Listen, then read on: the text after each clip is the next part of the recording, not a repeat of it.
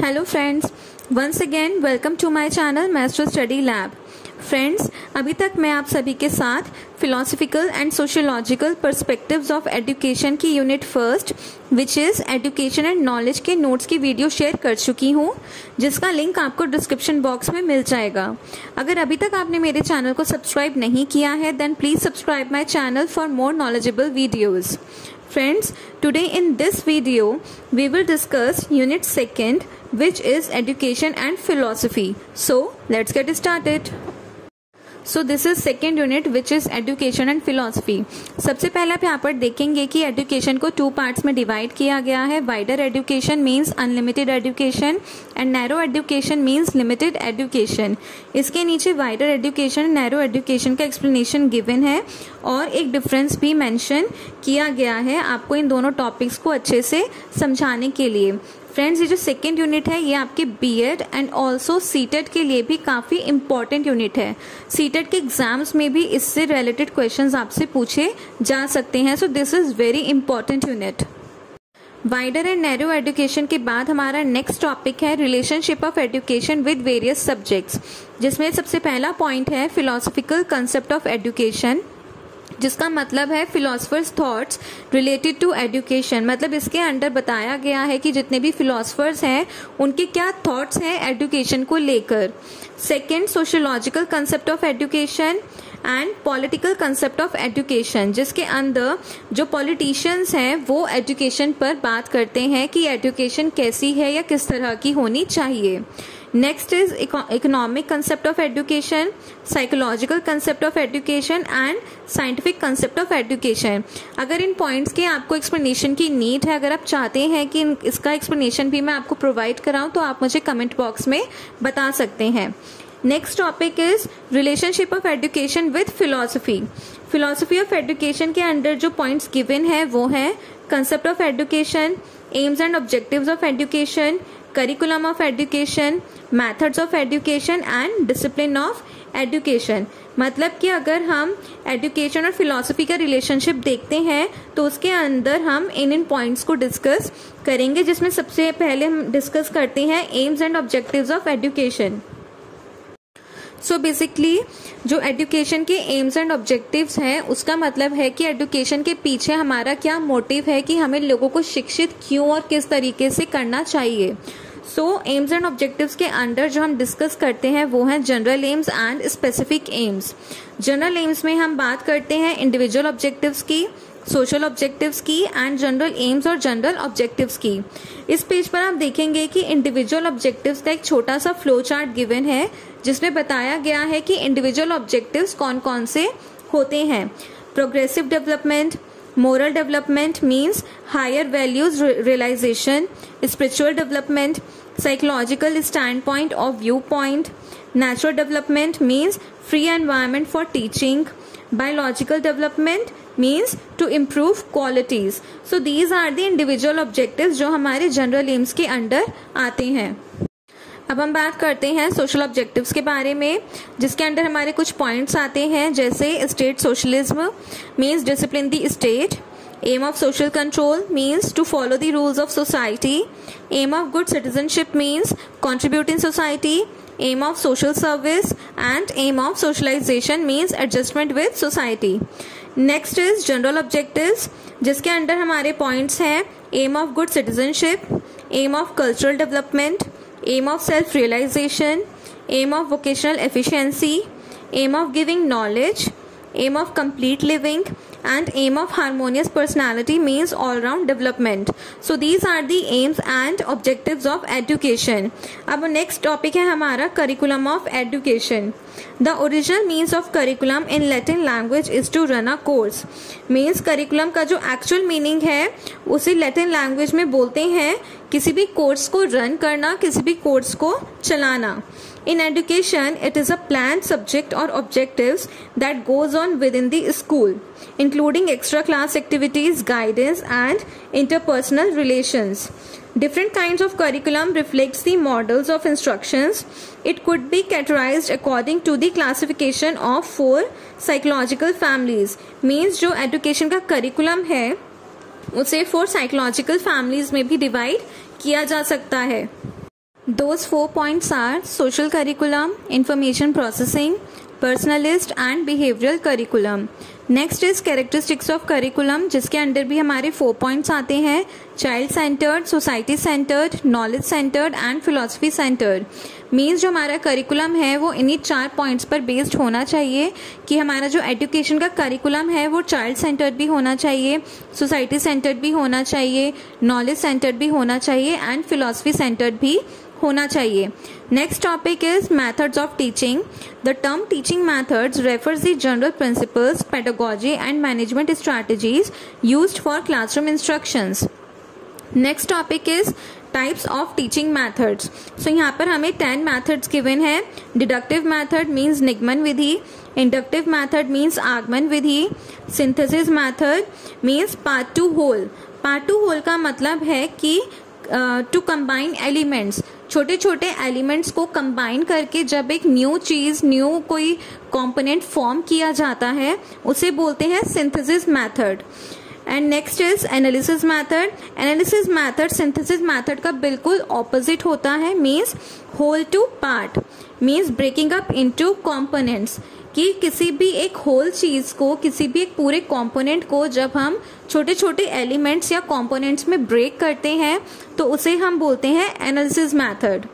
Next example method, lecture method, question answer method, learning by doing, research method and project methods. So these are the types of teaching methods. Now let's discuss discipline of education. It's a field of study such as giving knowledge. Now there are the following types of discipline of education: humanities, social sciences, natural sciences, formal sciences and applied sciences. तो ये हमने बात की है education and उसके relationship के बारे में. अब हम बात करेंगे व्हाट इज फिलॉसफी, जिसमें सबसे पहला टॉपिक है हमारा मीनिंग ऑफ फिलॉसफी, जिसके अंडर हम सबसे पहले बात करेंगे एटिमोलॉजी मीनिंग के बारे में. एटिमोलॉजी का मतलब होता है कि जो वर्ड फिलॉसफी है उसका ओरिजिन कहाँ से हुआ है या उसे कहाँ से डिराइव किया गया है. It is derived from Greek word philos means knowledge plus sophia means love, which means love of wisdom. Its real meaning is, the meaning of philosophy is to discover ultimate truth, getting knowledge of soul, divine figure, body and worldly elements. So the philosophy is about who I am, what I am, how, why I am, etc. The meaning of Western philosophy is research of wisdom. Western philosophy का जो actual meaning है वो है wisdom की research करना. Western philosophy had a tremendous influence on Western religion, science and politics. Indeed, the central concept of these fields can be thought as elements or branches of Western philosophy. Means जो Western religion है, Western science and Western politics, ये सभी Western philosophy की main branches हैं. Now there is a difference between darshan and philosophy.